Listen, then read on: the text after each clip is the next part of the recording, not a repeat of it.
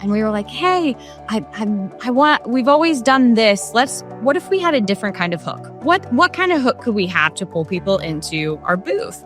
And we always take some, business card holders, keychains, all the candy, all the normal giveaway things. But she said, what if we asked people to pronounce Junaid and Hutton? And so I designed up a poster, a trifold, a little standee, stood it at the end of our table that said, do you think you can pronounce our hometown? And we were at the Design to Part show in Akron, Ohio. So we're just up the road.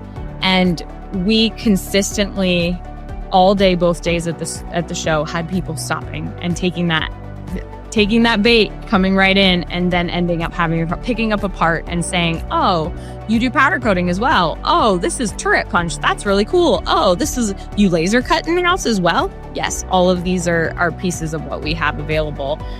But it was, hey, can you pronounce our hometown? Give it a try, win a prize. And it was a great hook that we were able to pull people in with.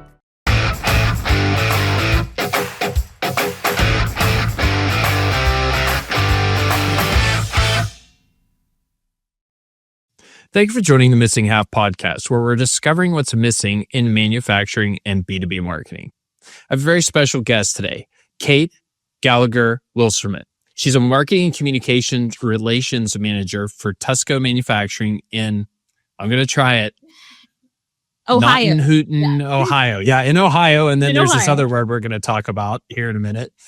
She serves as a one-woman marketing and communications department and manages relationships with external lead generation and web development vendors and clients. Kait has over 10 years of experience in marketing communications, content creation, and social media management, and actively uses her professional skills in her community volunteer work. Kait, thank you for joining us. Absolutely. Thank you for having me. So, Kait, the elephant in the room right now is my absolute butchering of the town name. So let's deal with it and bring it out in the open. Absolutely. How do you say that? So, and to get you off the hook a little bit, I'm not actually in Junaid and Hutton, Ohio, but our company is. I'm just up the road a little bit. But a lot of times we sub in the county name, which is Tuscarawas. So it's not really much easier to pronounce. There's a lot of vowels. But it's a little German pronunciation town, and the traditional pronunciation is Gnanhütten, but everybody around here just calls it Junaid because it's a little bit easier to pronounce. I love that. So obviously that's a unique name, and also the other name there that you were mentioning for the county is a tongue twister. Yep. But no, thank you for leaving me off the hook there, because I was struggling mightily with when I read it in the documents. I was like, are they trying to make my life difficult? And the answer is yes. But that's okay. Well, you got to say every single letter. That's the problem, and that's not usually how it goes. So yeah, not in the English language, right? That's one of those words. Well, Kait, let's jump right in. You are a marketing department of one, and we've found with a lot of our interviews in the Missing Half with marketing managers, there's a lot of challenges with being a department of one. Can you maybe talk a little bit about what it's like to be a department of one for Tusco? Yeah, absolutely. I'm very, I know for a lot of marketers who are in positions like mine, they don't have a lot of times they don't have leadership support too. And I have to first say, that is something that is not the case in my situation. I report directly to our CEO, who's also our owner, and his background is he has a marketing background as well. So I am the one who's executing, who's planning, who's executing every day, but gets to have that support as well. I'd be remiss if I didn't mention that, because it does set my situation as a one person department set it apart a little bit from others. But that means that I'm doing everything beginning to end. Having my boss be someone I can bounce ideas off of, who has a knack for it and has the knowledge and the background, is very helpful.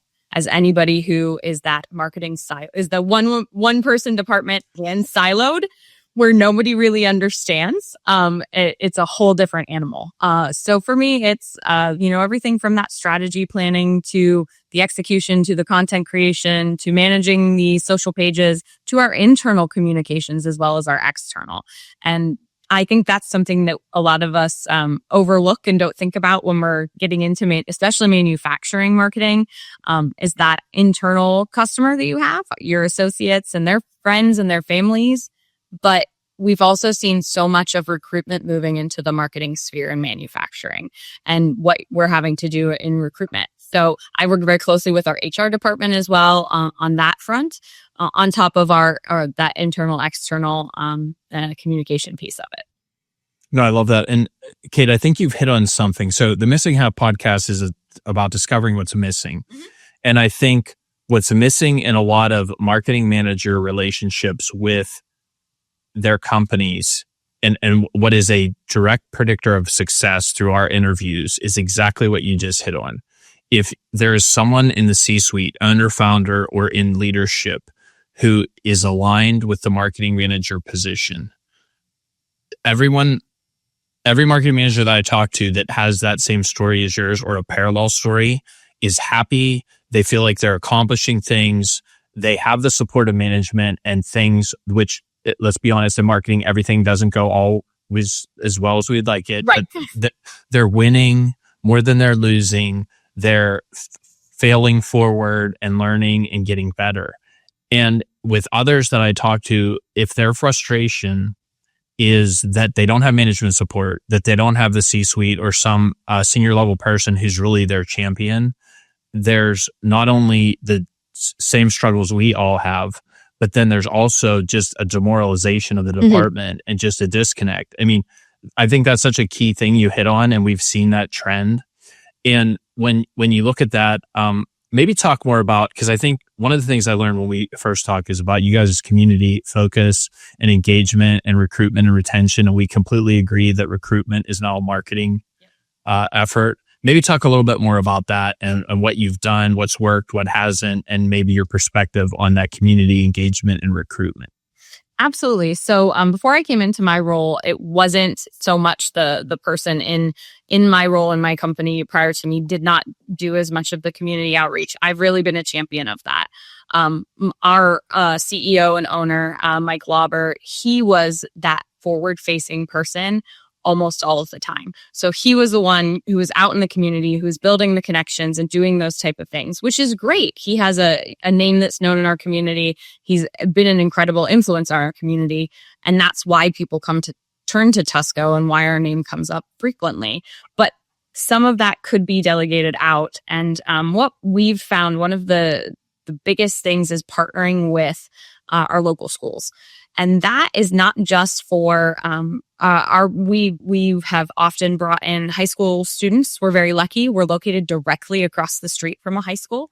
So we work very closely with the career connections coordinator there, because she can be like, I have students who can walk across the street at the end of the day and come work for a few hours and would love to get paid a great wage to not necessarily work in fast food or retail, and have the opportunity to do that just across the street. But when we were pursuing that, we tied in with it an all call to the families, asking if there were any parents that were looking for employment in those school hours. So someone who might take kids to school in the morning, pick them up in the afternoon. And we really championed in our area some of the first flexible scheduling in manufacturing, where we brought on part-time or full-time, but with flexible scheduling, parents out on our shop floor. And we have a couple of our full-time associates now who started off in those part-time positions when they needed to have the time to be picking up kids or do things like that. Our quality manager actually began as a part-time team member out on the floor doing assembly and finishing work. And now she's become our quality manager, which means she oversees our ISO certification, all of our audits, everything that happens internally with our quality system. And it's incredible that we were able to do that because we kind of went that non-traditional route of saying, okay, where can we find people who want to work but can't find an opportunity to? That's amazing. And I have not heard of that. I mean, certainly in some tech space or customer service space, you hear about that very commonly, that half-timer, leave the kids off at school and then work for 6 hours, but you have to be back by 3. And certainly we at 50 Marketing have had team members historically that fit into that pattern. I've had a career, then we're juggling the parental role, plus wanted a career but couldn't do the full time, go to the office, grind it out for 60 hours type of situation. So I had not heard about that in manufacturing, but I think that's incredibly innovative. And I think that type of strategy is the type of innovative approach that has to be taken to solving the employment issues and the recruitment or retention issues for the manufacturing workforce. Mm-hmm. So that's fantastic. So you guys started that program.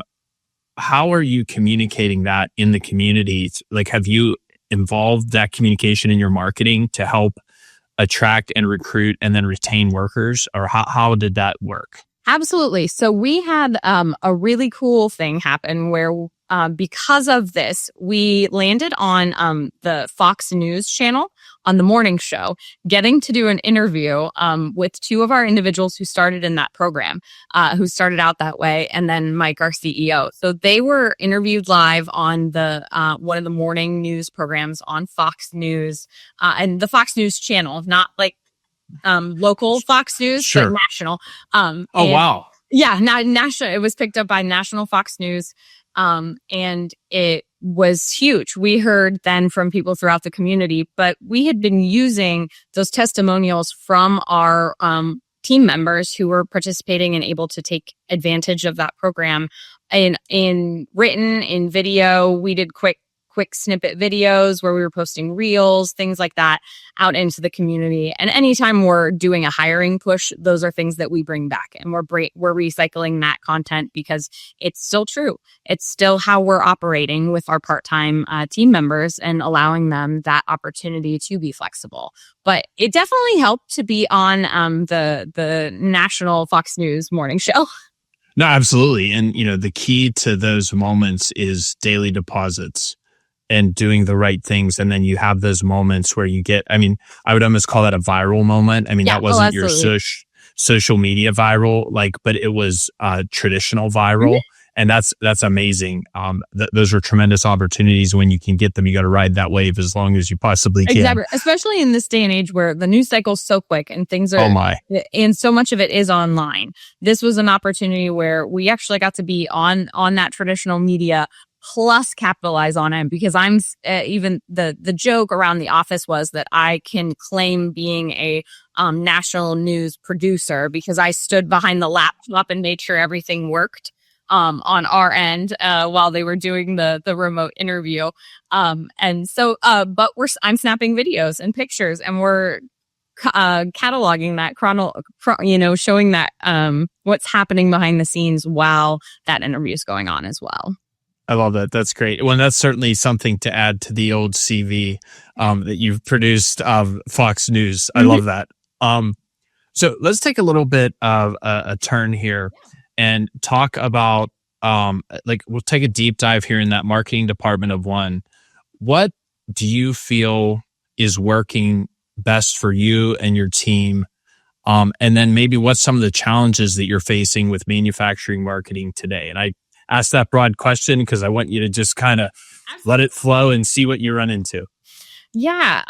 For us, it's, there's a lot of how do we build, a lot of, for me, challenge wise, I'm going to go the hard route for it. We're going to go with the hard things first before, sure. Seeing how we can repurpose and getting things out of silos. We're really good at saying, oh, this would be a great blog. Okay. What else can we do to expand that? We were tossing around some ideas today, actually, of how we're going to expand a couple of things that are upcoming and that are in the planning and in the storyboarding phase. And immediately, I'm trying harder to stop and go, okay, where else can we capitalize on this? Let's look at those other channels. Let's look at those other opportunities. One of the things that we capitalize on a lot is anytime we can feature our team members, but in showing off our capabilities. So one of the things that we do is we tout our end-to-end capabilities, because we have designers on staff and we have a full engineering team on site. So because of that, we can take prints. We can take something that's already been engineered. Our engineers will go back and look at it and say, actually, that's not the best way to manufacture that. Let's look. This is a great pic. This is really pretty. Let's look at those prints. Let's see what we can do. And they can take that value engineering side of it. So anytime we can really be pushing where that value comes from for us because of our team members, it's a super successful pieces of content. We used to do a regular email blast that the open rate was okay, but we didn't get any turnaround on it. So after I took it over, I ran it for 3 years that we were sending this regular email blast. And in that 3 years, sending twice a month, to different segments. So the 6 segmented newsletters. I had one person reach back out, and we went, is this really the best use of our time? And for us, it's not. We found that is not the way that we can reach potential leads, that we can reach our community. And what we found is social media is really one of our biggest. Our LinkedIn presence is something that we work on, and it has been frequent and a frequent topic of conversation with prospects of saying, "Oh, I've seen your posts on LinkedIn," or "I've seen your content on LinkedIn. I've interacted with you because of that. I thought I'd give you a call." Or one of our goals is to be a thought leader in our industry, and so anytime we get that feedback, of course, I'm grinning from ear to ear. Sure. But because you have to, but to give us that feedback, but to hear that, oh, hey, yeah, we saw you were on LinkedIn. We saw that you were involved in this program. We saw that you were out at our owner is participating in a program called Civic Lab right now. And it's a national program of developing, small collective areas. And so it's a huge national program, and he's popping up on Civic Labs posts and things like that, where we can reshare, where we can push that. And anytime we can do those type of things, it's a really successful moment for us. No, I love that. And I think when you talk about the last thing you talked about there, which is testing something and then having the courage to not do it anymore whenever it isn't showing results. I don't know what it is about us marketers, but once we start something, we want it to work. Yes. Yeah. This is my baby, and I want it to grow up, and I want it to be amazing, and I can't abandon it. And the reality is we need to be more harsh, and we need to say, this isn't working. It's wasting our time. We need to stop. I think the tendency of us in this space, marketing professionals, is just keep adding more. So yeah, do that. It's not working. Keep doing it. And then also add this other thing till you find it. And that's a recipe for disaster and overwork and exhaustion and futility. So I want to applaud you for, if it's not working, cut it. That's great. And having the courage to do that. But I think the other thing you talked about there was repurposing content. Mm-hmm. The key that I've seen, and what's missing in most people's strategy, is they have that desire to use content as many ways as possible. But what we've found is the most successful part of that, and you hit the nail on the head, is you can't do it after the content is created. Right. You have to plan it beforehand and know, if we only did this, we could use it 3 different ways. And as long as you do that planning step, you can get more out of it. If you just hope to package the exhaust and get 3 or 4 different uses, that really, we have not seen that to be consistently successful, to repackage the exhaust and get multiple content use. So that's an amazing take on repurposing content and getting multiple pieces. I love that phrase, repackaging the exhaust. I haven't heard that before, but that's exactly, I see that. I've seen it. I've tried it, because we've all been there, and it's not gone well. And then have to make those adjustments. So changing that thought process, though, is always a struggle to get to that point where you are like, okay, well, let's think about this ahead of time. How can we jump in on this? So I want to ask, maybe change gears a little bit and talk about the big picture in manufacturing marketing. What do you see as maybe some industry gaps in general? I mean, we're seeing social media grow. We're seeing, maybe email die in some cases. And I think we're starting to see that more and more because the inbox is just so saturated. Yes. What do you think is missing in the broader world of manufacturing and B2B marketing? I think that one of the things that we haven't, and I think it's a little harder for us to do too in manufacturing, is the interactive components. And I'm not saying like you can go on the website and design your handbag and things like that. But having the opportunity to interact with those digital spaces, because so much of it has gone digital. We used to send flyers. You used to send that brochure that had or you were sending the sample of this is what we've laser cut. Here's a piece of it. And that's just not the reality anymore. But those tangible things are what has always set manufacturing, what has often set manufacturing apart. And for me, of course, we're in custom metal fabrication. So we have a very tangible product that we're putting out, but it's a lot of times a component where you don't see what that is or you don't see it up front. And having that opportunity to really get something tangible in front of individuals. And that's a big advantage of trade shows in the manufacturing industry. But it's finding the right ones, and especially some like things like FabTech and some of the larger shows that have gotten so big. It's hard to be found, to find what you're looking for, be seen in those type of spaces. And so I think that is where and tied in with that is the visits, the on-site visits of getting people into your space or getting to potential client spaces as well. That we need to continue to do a better job of that. No, I love that. And I think I just had a conversation a few weeks ago about pattern interrupters. Mm-hmm. And pattern interrupters are often spoken of when we think about Meta or TikTok or Instagram or even YouTube, where we're trying to get something that's going to grab people's attention. And one of the premises I have is that direct mail is a pattern interrupter because it's not on your phone, it's not digital, and it's something that interrupts the day-to-day in the offices where these potential clients exist. I think you're taking it another step further, which is interesting, where we need to consider not only direct mail, but maybe it is a sample. Maybe it is something they can touch, taste, feel, and smell that is going to be the difference maker in them engaging our product. Because everything isn't a SaaS. Everything isn't a online something rather, and you actually have a physical product. And maybe it could be, you don't have to send them an entire engineered machined part that's, huge or whatever. It could be a little keychain or whatever, just to show the type of work you're doing. But that could be a pattern interrupter that is completely different from your competitors who are relying on an all digital strategy to have an impact. So I love that takeaway. If you were going to give peer advice to maybe other marketing professionals managing small teams, or maybe there's someone, a new marketing manager just got out of school, maybe only 1 or 2 years of experience, and they're jumping in. Don't give the advice of don't do it. But like what? Absolutely not. No, I'm not. No. What peer advice would you give other marketing professionals?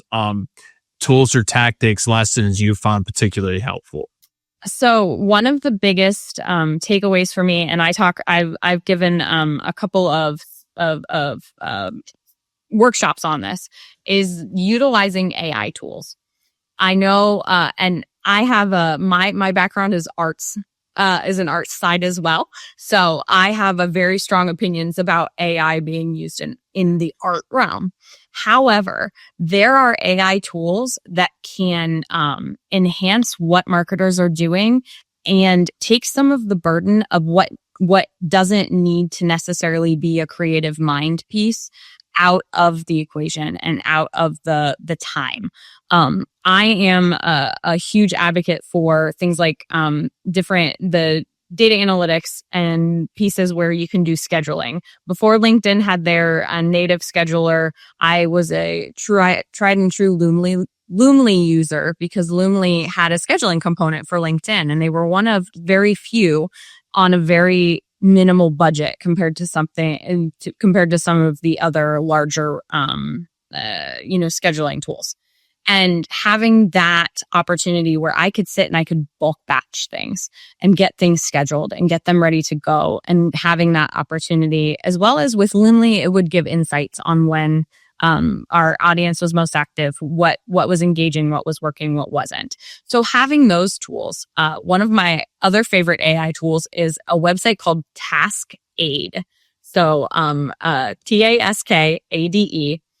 And it will make you task lists for absolutely anything. And it breaks things down into a manageable outline a lot of times as well. So nice. You're getting this outline, not necessarily to write from or anything like that, but if you're planning something, say you're planning a trade show for the first time for your company, you have not, your company, or you haven't done a trade show since before 2020. Pre-pandemic, it's been years. You can pop onto TaskAid, and it's not only it'll build you a great timeline, and it'll say, okay, your trade show is October 12th. By September 1st, you need to have these things done. And then you can go in and edit the task list, obviously, too. But if you're somebody who's looking for that starting point, it is an incredible tool that's going to cut down the time so that you can refocus your time on designing the materials that you're going to take to the trade show, instead of figuring out, when do I need to have things ordered by? Or what's the next, where do I go now? What else do I need to make sure that I have? What are the things I should be packing to take? What are the things that need to be developed? And having that opportunity to move that brain power and that capacity to the actual design and marketing work. I love that. That's a great call out, and AI is impacting everyone in so many ways. And I think we need to build on small wins, and like take pieces of the work, because there is no AI button yet that says do my job and it does it. So it's helping us do our jobs. And I think it also is important for us to lean into AI where we may have a huge gap. Like, just like you said, if you've never done a trade show before, do not jump into that both feet first with your eyes closed. Like, use these tools to give you guidance, show you your gaps and fill them in, so you don't show up and, the booth is 3 days late. Or, everybody who's listening to this has gone to a trade show and walked the aisles and seen someone sitting at a table, and all that is there is the little white label that they printed on, and there's no brochures, there's no pull-up banners. I mean, there is usually a person sitting there completely dejected, probably polishing off their resume, getting ready to go and get another job. And we've all seen that person, and God bless them, and we wish them well. Hope the best for them. Yes, absolutely. But we know it's not going to be a good time. Yep. And don't be that person. Don't avoid this at all costs. That's such a vivid picture that right. I'm and that's why it's my example for that, because it's so everybody goes, oh yeah, I get that one. And that just to have those tools and to utilize those tools, they're not a fix all for everything. You still have to, you still have to have that human component, but having that extra tool in your toolbox, especially when you're a department of one, makes a huge difference, because that was, we did a trade show last October, and I had my checklists and everything, and I'm going through, but it's me.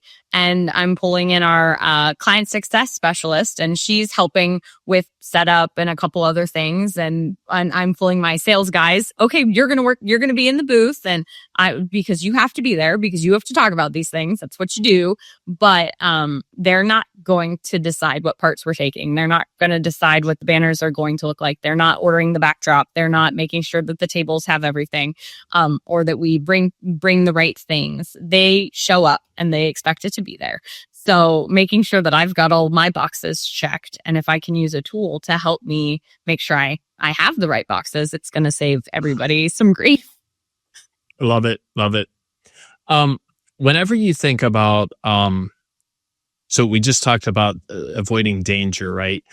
Let's talk about some success stories and wins. What have you seen or done, or a campaign or something recently or over the course of the last couple of years that you've seen has gone really, really well?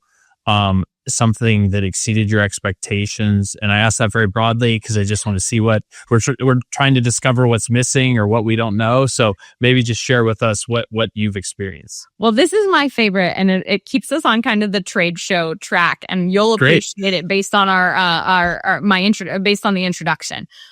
So we, my client services specialist, we were just talking about, okay, we were coming up with some different ideas for for the trade show we were going to last October.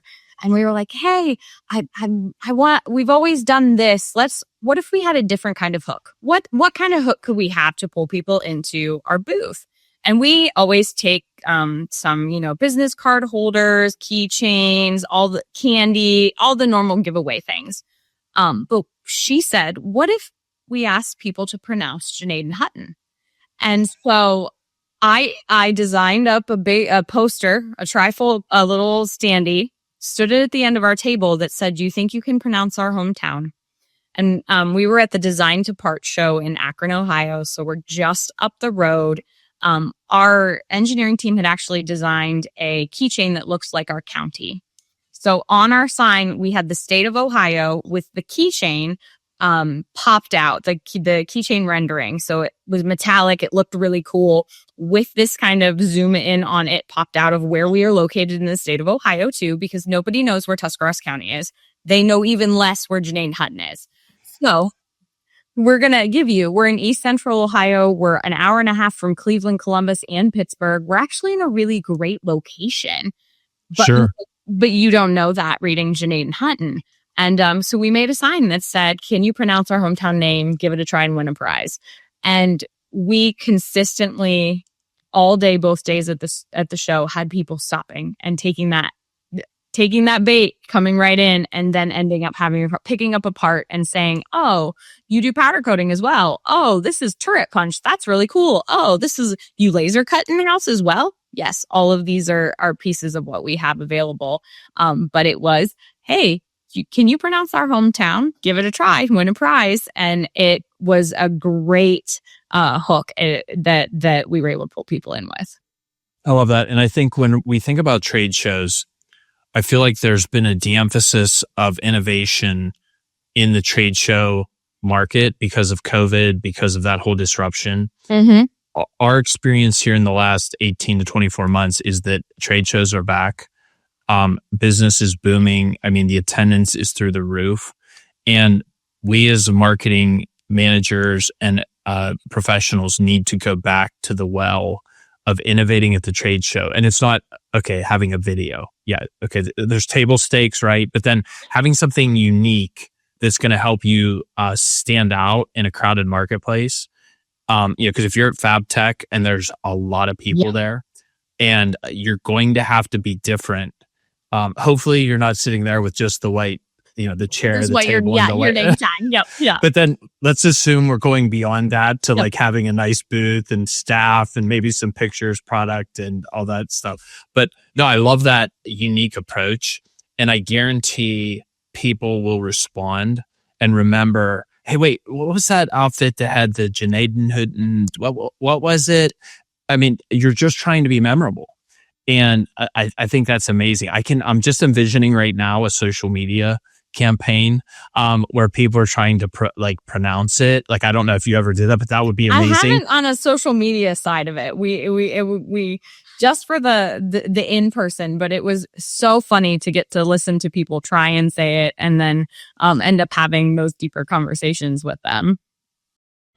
Today's episode of the Missing Half podcast is brought to you by 50 Marketing, a full-service agency built for B2B and manufacturing companies.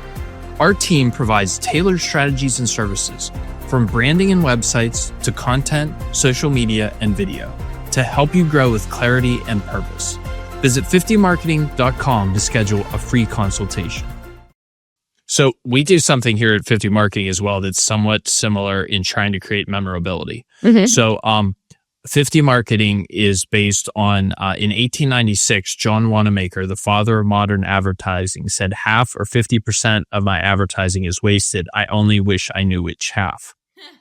And, whenever you're trying to differentiate in a very saturated and overcrowded market in the marketing space, I'll often have people call me back or be like, hey, you guys are those 50% wasted guys, right? And at least it's a brand. At least it's a message. It's something that's a hook that people remember you by. And so I think those are the type of things we still have to go back to the foundational ideas in marketing of memorability, of being relevant and having something catchy. I don't know that either of us are going to develop a jingle at this point, but it's those little things that help along the way. So I think that's a great, notable achievement. Anything that you've done that absolutely tanked that you want to share that you're just man, that was the worst ever. It just absolutely died. And if you don't want to share it, we'll just say it was the emails for 3 years and only one contact and leave it go. I am 100% okay with with taking the hit on the emails. It was just, and it's my understanding that that's how it was for my predecessors as well. It was not a me thing. I actually came in and I redesigned them and we kind of changed it up a little bit. I tested frequencies, I tested day of the week, I tested times, I tested headline, I tested subject line.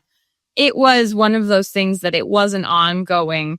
How can we learn? How can I get better at this? And I didn't get better at it. And I don't think that was necessarily me. I just think it was the approach was not the right fit for what we were trying to do.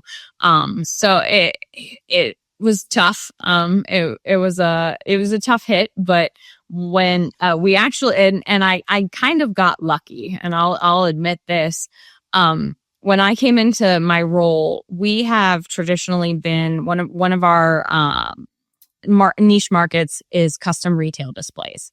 So we're custom metal fabricators. So we'll do parks, but we'll also do full design engineering of retail displays for brands. And that's really great when brands want to redo their entire display for a whole, a big box retailer or something like that. Sure. We're very, very dialed in on the DIY space. So we have lots of clients who are in Lowe's, Menards, Home Depot. We're building custom, unique displays for those locations for these brands. But we ran 2 websites with 2 completely different URLs. And one was the Tusco Display, and then one was Tusco Manufacturing.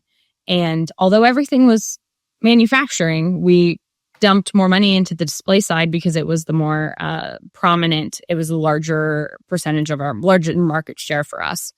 And it was that, that was a big fail piece of having these 2 websites. But part of that was that we were dumping our work, our money, our back end, our SEO, our optimization pieces, our Google ads, everything was directing people to the display page. So people who are looking for those custom metal fabrications, which tend to be more profitable for us, sure, having the higher margin, but also the higher repeatability. Because a brand is going to do a custom retail program out of metal maybe every 5 years. Sure. Steel is the most recycled material in the country. But so one of the things that we tout a lot is the sustainability of actually buying a steel fixture as opposed to a cardboard or something like, those temporary cardboard ones. We'll build a sign holder. You can switch your signs out, change your product, all that kind of stuff. But that's where we were funneling most of our focus and had been for many, many years. But in 2023, we decided in 2022, we saw that the display business was kind of taking a step back. We've seen the continuation of a little bit more decline in brick and mortar stores. People are doing more and more shopping online. We know that just from the data. We can see that.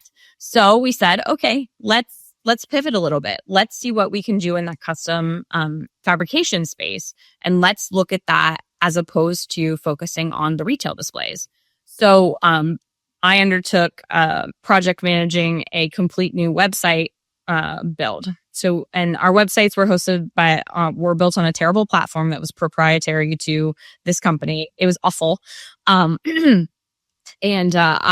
I headed up the whole for a quarter that we rebuilt our website and moved off of the Tusco display domain, which was the domain we had built a ton of authority on. We had dumped a lot of money into to that TuscoMFG domain that we had been using just for the metal fabrication side, because that's what we wanted to target. We want to be custom metal fabricators who can do custom retail displays. That's one of our niches as opposed to the whole focus now. So it's been 2 years of rebuilding, a lot of rebuilding and working towards that. But having the 2 websites was definitely a fail moment too. That was before I joined the company, the 2 websites existed. And I advocated for us to get away from having 2 websites when we could have those retail displays reflecting on that larger custom metal fabrication abilities that we had, because all those capabilities are the same. And let's go for the whole picture. Let's take that holistic approach and see what can come out of that. Okay, I love that, and I think there is a challenge and maybe even controversy in our industry about whether some companies pull off unique domains for specific services very well, and some do not. Yeah. I don't know I haven't studied that specifically to see what the research indicates, if there's specific industries or verticals that's more appropriate for or not. The other thing that is never available in that research is the amount of money that's poured into it, because certainly with unlimited resources, I'm sure that you can make anything successful as long as you don't care about the ROI. So, we can't see that as well. So, but no, I always advocate generally for consolidation and diverse communication on a singular platform, a singular website, as opposed to multiple URLs, unless it's very, very unique and it's just not natural. Mm-hmm. But no, that's a great take. Kait, when you look ahead at what you see as the next maybe 6 to 12 months of your marketing planning, what do you think is the next big challenge for your marketing team of one and your entire team to really undertake? And what do you see as on the horizon? We're definitely, because we kind of made this move now almost 2 years ago, where we really said we want to kind of get away from focusing on the retail as much and get more into that custom metal fabrication side. It's definitely been a bridge. It's because we're not pursuing those custom retail clients like we had been for a long time. So it was learning that kind of difference a little bit. And for us, I'm also, in addition to having great leadership support in our organization, we also partner with an external lead generation firm. So for us, it's we have a really great opportunity because we have folks making cold calls who are prospecting for us that are not in our office or on our payroll. So we can have that support that's kind of external. Those aren't our 2 gentlemen who are our sales guys, but their titles really aren't sales, because they're also project managing for orders that come in and our clients. They're really client relationship folks.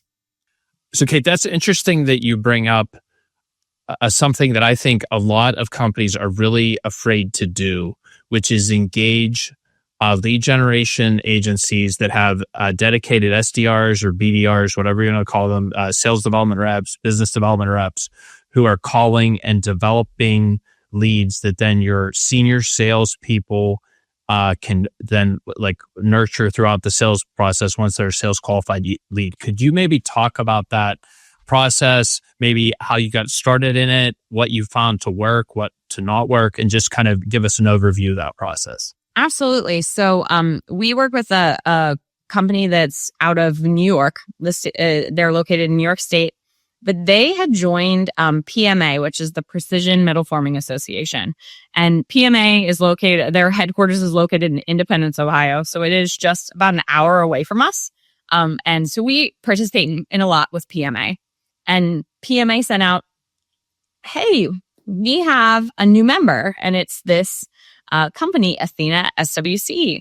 And they their owner did a presentation for a lot of the PMA members. And we started kind of talking about that. And it was something that our sales team had done in the past, had done the cold calling, had done the prospecting. But their roles had changed to more of the relationship management aspect and then project management. So they're working with our existing clients and have enough on their plates with our existing clients because they're the ones who see those orders coming in and they're saying, okay, I'm going to make sure this gets through every step of our plan. I'm going to help follow this project for you. We're going to take on that aspect of it so you don't have to worry about it. So there wasn't a lot of time left to be, hey, let's develop a list. Let's go prospecting. Let's make cold calls. Let's do those type of things. And, but we saw that need coming because we knew we wanted to transition a little bit away from those custom retail displays and focusing so much on that because we knew that space really well, but it's not consistent. It's so episodic that we needed something a little bit. We needed to find some more clients who could be a little more consistent. And so engaging with Athena, they came in and brought a team. And so instead of having to have somebody on staff where there's a cost component to that. Having someone on staff who's going to be making those calls, it's the equipment, it's the health insurance, it's all those back end things. It's not just the salary. And meanwhile, we can have a team of 3 or 4 people external to us that are making those calls, that are doing the market research. That we can hand them here are our target market profiles. Go find people to call. And, taking that off of my plate or off of our sales team's plate is huge. And so we get an update that they've been hitting the prospects in the list, and these are the individuals they have, and they're doing the digging to find the contact numbers and the emails and the right titles. And we talk to them about industries and what titles we like to target. Like, we know for us, because of the way that we work and the way that the clients we serve, it's best for us to talk to someone in their engineering department. Usually that's who we want to reach. So that's who they're targeting. They're doing the digging. They have all the subscriptions to the Zoom infos and the Rocket Reach and all of those to find those numbers. And we don't have to do that. No, that's great. I think one of the things that I hear a lot whenever we talk about this segment is a lot of companies feel like, oh, only our salespeople can talk to these folks. Yep. Nobody can make an introductory phone call. You have to be an expert. And when we really break down the sales process and the business development process, those first couple touch points are not that deep. It's like, hey, who are you? Hey, this is who I am. What's your problem? What are you facing? What solutions are you looking for? Okay, we have someone who could probably talk to you about that and help you through that. Can I help schedule a call for them? I mean, I'm oversimplifying it a little bit, but not that much. Not that much. No. Yeah. And if we break it down and then you get that person, that prospect on the call or on a presentation with a senior level solutions engineer or product specialist, they can move them along that journey. So I think that's a viable option. We've seen it work consistently in some cases but you have to be committed. Yes. And you have to give it a fair shot. You can't just dip your toe in it, let it go for 30 days and then say, oh, that didn't work, and then blame the whole that whole solution segment because it didn't work. Yep. And that is a big piece of it because we know it takes more than one touch point. Anyone who spends any time in it knows that you're not getting through to somebody on the first touch. It's not going to happen. You've got to hit it a couple of times. And so that takes that expectation off of our team members so that they can do the relationship side.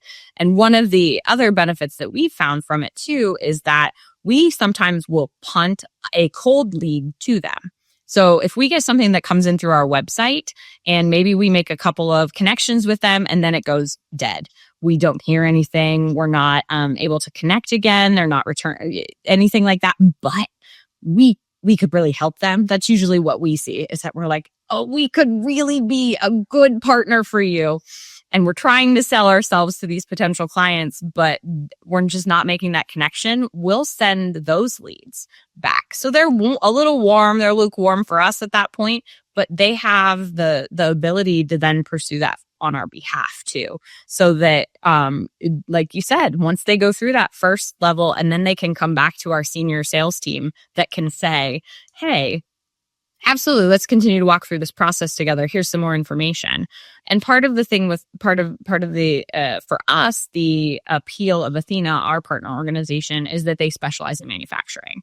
And Sure. that's, that piece of, oh, nobody can really talk about us except for us. Like that side of it.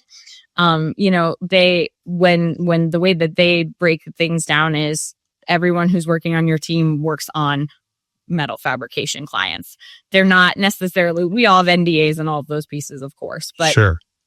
You're not getting someone who their background is, wood manufacturing, making your calls. So some of it is that the little more universally applicable. Plus they have our, a full write up on us, and most of the questions can be answered in that brief. So. Yeah. And I mean, a good salesperson, a good SDR, a good BDR can take a briefing and get through most of those calls. If they have a lean canvas, or, they understand your UVP, they understand the problems you solve, they understand common buyer persona challenges. I mean, you can in a day get a team dialed in to have those first conversations. And then the key there, and this is on the SDR team, is if they don't know, don't make something up. Say, right. I don't know, I'll find out. As long as you pull that ripcord, you're okay. If you just start talking through it and overselling, that's where you really run into trouble. And like junior SDRs can really get themselves into trouble really quickly. But, when you're working with a reputable organization that specifically focuses on your niche, you should be able to remove a lot of that variability and have a more successful outcome. So I love that. That's a great take. And I think there is another thing we've discovered that's what's missing in a lot of manufacturing and B2B marketing and sales is the willingness to step out and try lead gen and specifically dedicated SDR, BDR outreach channels and use that tool. So I love that takeaway. I'm glad that that's working for you guys. I'm the queen of I'm not sure about that, but I know who to ask because, I always, my joke is always that I know enough to be dangerous. And that, when I'm at the trade show booth, that's what I say. I know enough to be dangerous. Let me introduce you to this wonderful person. This is John. He knows everything about everything. You want to talk to him, not me. But, I'm definitely hey, come talk to me about this sign that says Junaid Hutton on it. And then you can talk to John about all of our capabilities and the fabrication specifics. So I love it. So, Kait, this has just been an excellent conversation, and I've learned a lot, which is always great in these conversations.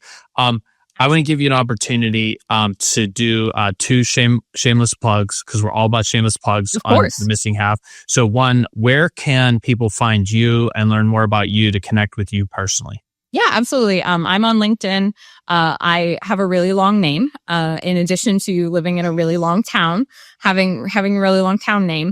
But I have I definitely was one of those people who was like, I'm doing the profile shortening. So I'm can be found on LinkedIn.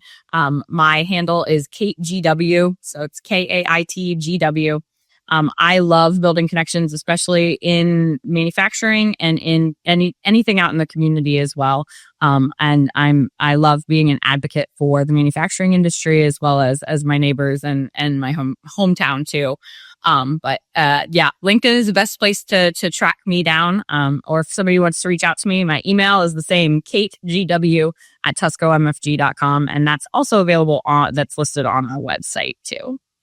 Excellent. And then, Kait, go ahead and give a shameless plug, maybe an elevator pitch about Tusco and kind of give us some framing about your company. Yeah, absolutely. So TuscoMFG is an award-winning custom metal fabrication company, and we're a one-stop shop. We can take a project from end to end, from design and engineering, all the way through to warehousing, shipping, and distribution.